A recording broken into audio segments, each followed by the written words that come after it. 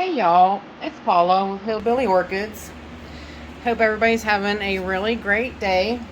Um, this is a Carecollab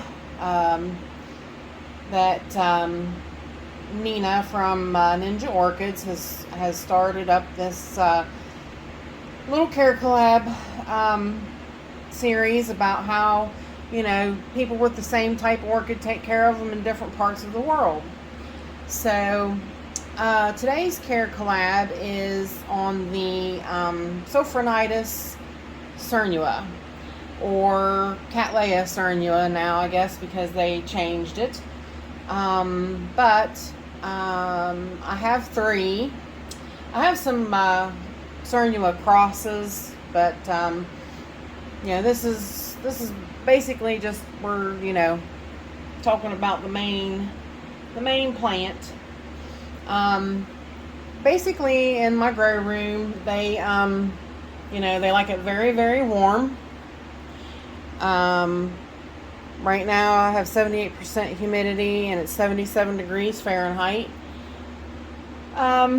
They like it very warm and very bright light. As you can see on this one, I've upped the light game on this one. You can see the anthocyanin on it.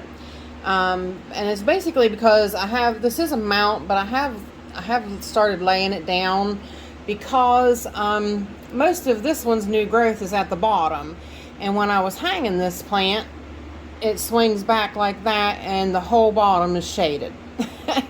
So I had to figure out a way to fix that. So that's what I did. I've basically sat it like this on top of a pot so that it's a little closer to the Barina grow lights. So and two, they need higher light like that in order to bloom. So, but this one, I can't believe I lost the tag to this thing, but it's a wonder. I have had so much trouble with this particular plant. Actually, to kind of go back a little bit, when I first bought the plant, I bought one and it came mounted, and it was mounted on a cedar shake. And those just did not do well in my environment, not at all. So I took it off and I tried to put it on like a regular piece of driftwood. It didn't do so well on the driftwood. So somebody else suggested something else. I can't remember right now. It's been a little while ago. And I was like, well, I don't know. I'm not even sure this one's going to make it. And sure enough, it didn't. So I thought, okay, I'm going to look for one potted. So I searched around, hunted around. Finally, I found a guy. He said, on eBay. He said, mine's potted. I'm like, okay, great. So I bought it and I got it. And when it came,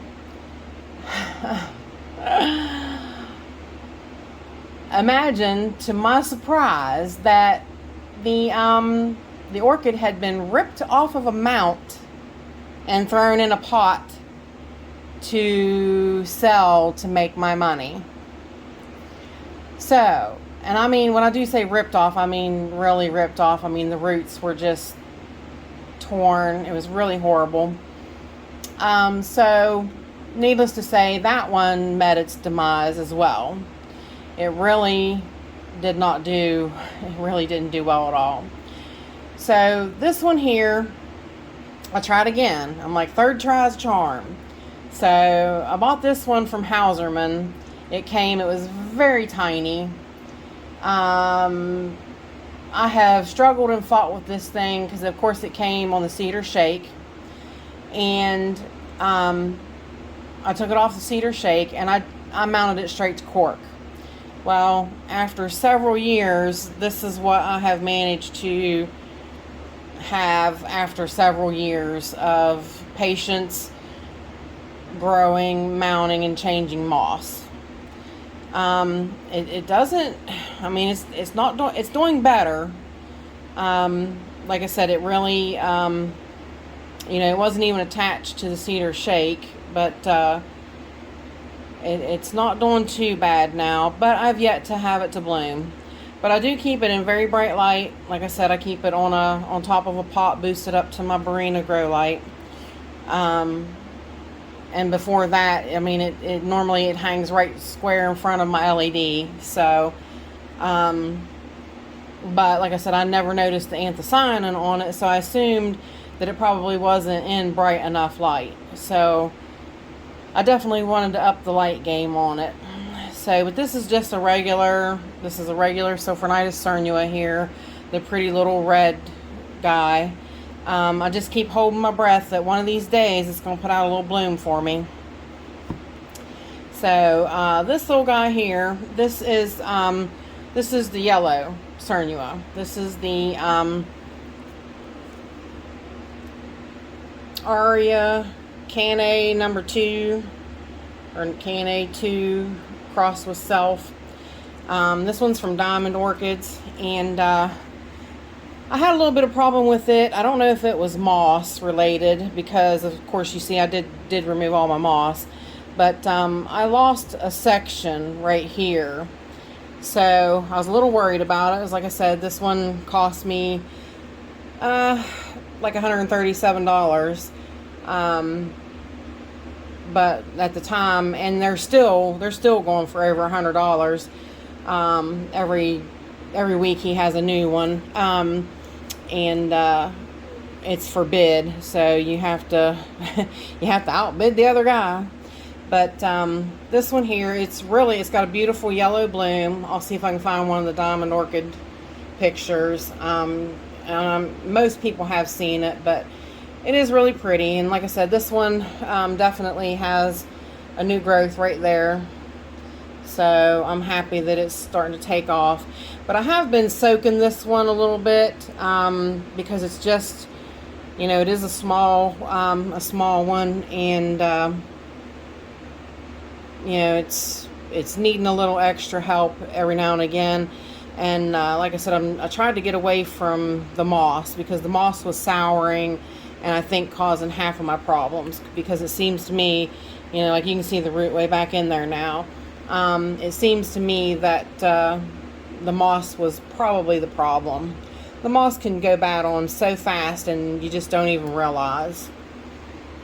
So, and then of course, like I said, this one came from High Desert Orchids. This was $100 for this little seedling. She does have a new growth right there, which is looking pretty good. And I've been soaking this one as well, because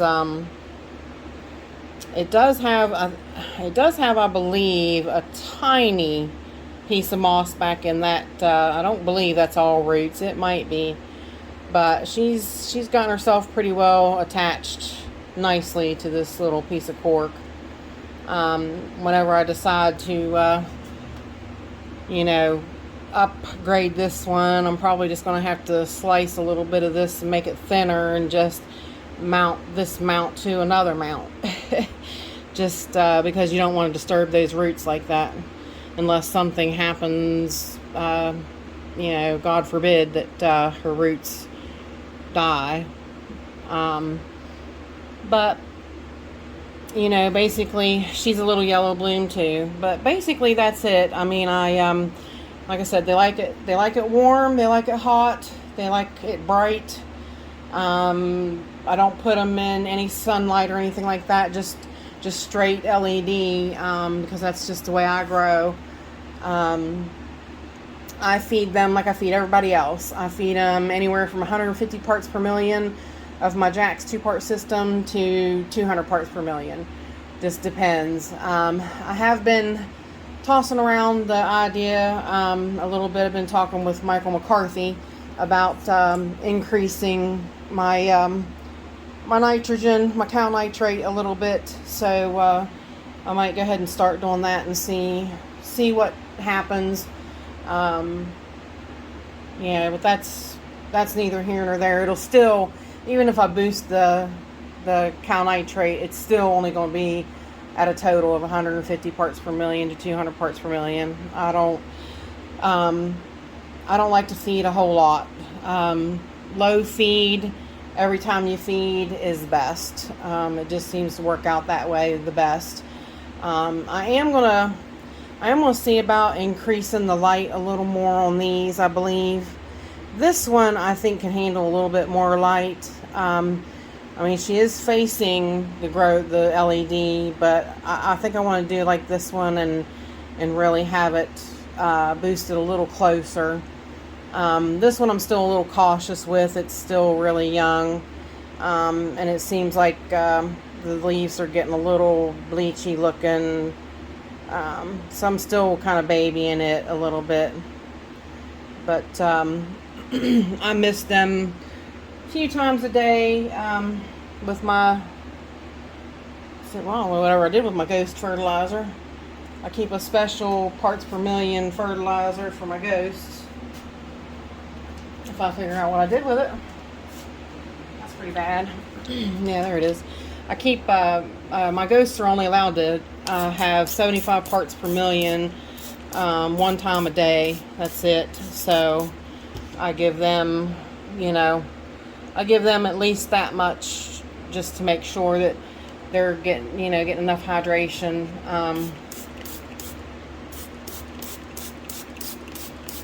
And sometimes I do it once a day, sometimes twice a day, but this one still has a little bit of moss on it, but I don't, I need to probably see about just not having it on here either. The other ones seem to be doing just fine without it, so, but like I said, and if I didn't, I know I'll list them at the beginning. I did forget to say that I'll list all the other participating channels. Go check out their Carecollabs on them. You'd be surprised how everybody grows them quite differently in the different environments. But that's about it for me. Like I said, they just like it hot, hot, bright light, and keep them semi-moist, but they do like the wet-dry cycle. So, but with that said, I appreciate y'all stopping by and hanging out with me, and bye for now. Till we meet again, y'all.